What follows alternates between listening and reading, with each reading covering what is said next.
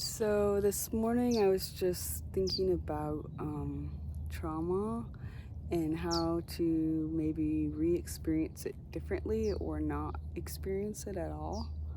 And one of my friends was just getting back from the October 7th site from the Nova Festival and telling me about it and showing me pictures. And it was a lot. It was a lot. And then I was just thinking about it, and I was thinking about other dramatic moments of my life and how to handle them in a way that maybe not as intense. And I was thinking about the day that my sister's son went to heaven and, well, maybe shifted dimensions, however you call it. But anyway, it was a really dark day. And I remember thinking, man, I just got all my joy back. This is like crazy to be back in this kind of darkness again. And how do I get out of it? And thankfully, Zek had just shown up the night before, so he was able to drive my car 2 hours back to her house. And when I got there, the best thing in the world happened to me. I was in this dark, dark, dark, dark place. My twin sister just lost her son, that was 3. And my friend, who had just gotten out of rehab and was like carrying the kingdom in such a powerful way, she just touched me and started laughing, and she goes, tee hee hee hee hee. And there was a couple people in the living room dancing and laughing. And I was like, okay, I don't like feeling like this darkness, so I'm just going to give into joy right now. I'm going to choose to give into joy. So I just started laughing with her, and pretty soon all this darkness started to leave. It started to leave me, and I just started to go into so much joy and peace and ecstasy and fun and love. And for 3 weeks we stayed there laughing and dancing and singing and spending time together and eating together and sleeping and hanging out, people stopping by, and it was a really powerful time. But joy was the answer for me. And I was thinking, how does someone access joy if they don't have an amazing friend like mine? And for what, 2 things I wanted to say about her is, one, for all the intellectuals out there that believe in God and have all the answers, the kingdom will be taken away from you and given to those who will bear its fruit. The fruit of the kingdom is righteousness, peace, and joy. And my friend, who was just getting off heroin, showed me the power of righteousness, because every time the cops arrested her and she had her car full of stuff that could have put her in jail and she had her 3rd felony, they would just let her go because she believed in the righteousness of Christ in her, and she got all her record expunged. So there's righteousness, joy, and peace. And so many people like that who literally have just barely known God have shown me the kingdom more powerfully than any sermon or message or thing I've ever heard or read. So anyway, I was so profoundly affected by her joy and this time of challenge, and literally a week after she had gotten out of rehab, or maybe after she spent a few weeks at the hospital with us, so it might have been a couple weeks. But joy is the answer. Joy is the answer. And how do you find joy if you don't have it? Well, I like to just start laughing, just lean into that little feeling, find a friend who knows how to laugh, listen to maybe Justin Paul Abraham, he likes to laugh, just finding places of joy, and giving up your right to be pissed off, angry, sad, and depressed, and just choosing to jump in on it, and then just letting it become real to you and letting all the other realities fade away is the only way to do it. And I can tell you that I met so many other people that we had met in the hospital years later, and they were still stuck in grief. They were still stuck in trauma. They were still stuck in those places. And we got out of it so fast. Chloe and I she had an encounter with God later that she got just totally set free from grief. But my grief was just totally destroyed by joy. I had one last little teeny cloud left, and that was taken away by my friend walking me through an encounter where I saw Jesus and Haven on the edge of the room, and just like the joy on their faces, and how they were experiencing that moment where he left his, well, before he even left his body, of total peace, total joy, totally different. And it was also thinking about this book that I had read a little bit of called Angels in My Hair, where this girl had all these interesting experiences seeing in another realm. And when she saw this car wreck of these 3 boys getting hit by a car, she just saw this beam of light come out of heaven, and these boys just full of joy and ascending with the angels into heaven. So part of it is a perspective, you know, and I'm not making any light of people's trauma. I'm not making any light of all the crap that happened in October 7th. I'm not making any light of my twin sister losing her 3-year-old.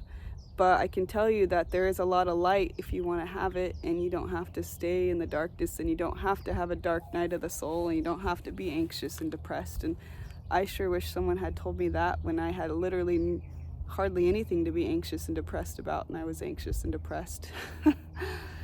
But as soon as I stepped into joy, man, all these trials of life that come at you, they can be conquered a lot easier, a lot better, and a lot more successfully. And if you don't know where to find it, man, joy is the answer.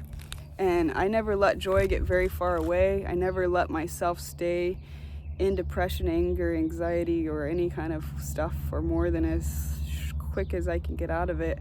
And I always find that joy is my fastest route to freedom. And I challenge you all today to ask yourself how to jump into joy. And joy is not a self-gratification, but it's an otherworldly reality that comes from heaven. That's a currency that's a part of who God is and who we are, and it lives within us and it lives around us, and it's in people, it's in creation, it's in songs, it's in music, it's in whoever wants to walk in it and live in it. So find people of joy. I've been holding on to those people that know how to just access joy. I remember the day my sister's husband died, and she was able to access joy. She was able to snap her kids out of grief in the most profound way I've ever seen. Instantly, from extreme grief over their father's death to joy and peace. We went out for ice cream that day, and we ate ice cream for like a week. It was helpful too. Ice cream can be good. But she just took authority over grief, and she just commanded it to leave their bodies and leave their souls. And immediately they were at peace, and here we are 1 year later, and they're still doing so good. They're still doing amazing. And I know some people won't believe me that you can't just tell grief to leave, and you can't just tell trauma to leave, but you actually can. And if you don't believe it, then you're still wrestling with it. That's okay. But it's also a process of becoming a powerful person where you realize that you can do that. So I understand if that doesn't always seem like real to some people. And I guess sometimes when you see it happen, it's easier for you to do it. And so I'm just telling you right now, so that you can do it, that I've seen instantly grief and trauma leave. I've seen instantly joy become available and become an actual part of our experience on literally the exact same day of extremely sad and traumatic things. So I just want to release some joy over you guys today. If you need joy, then this is your joy. Tee hee hee hee hee hee hee. Tee hee hee hee hee hee hee. Tee hee hee hee hee hee hee. I remember when I was a kid and I used to watch this cartoon where all the people pretended to laugh, and then it was puppet show, and then they all laid down laughing and laughing. I wish I could find that video again, but man, I gotta make a new version of that, like a 2.0 today, because we just love to lay in the living room and laugh as kids and watch that video over and over again. And when I need to access joy, I remind myself of being a kid, laughing with the silliness, the puppets, the things that weren't really even funny at first until I started laughing and laughing, and it turned into a more and more real laugh. So, ha ha ha.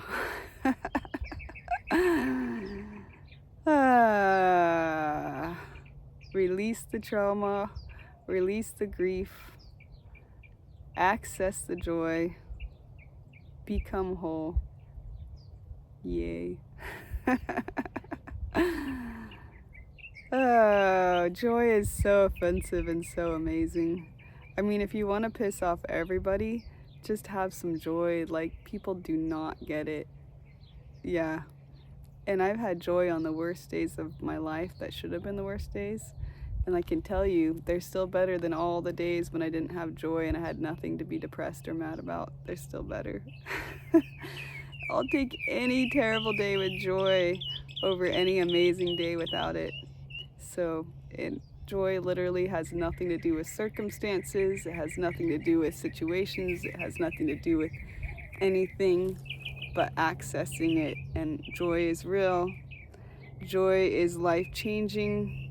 Joy is my best friend, and I've been holding on to her since 2008 when I found her and never let her go.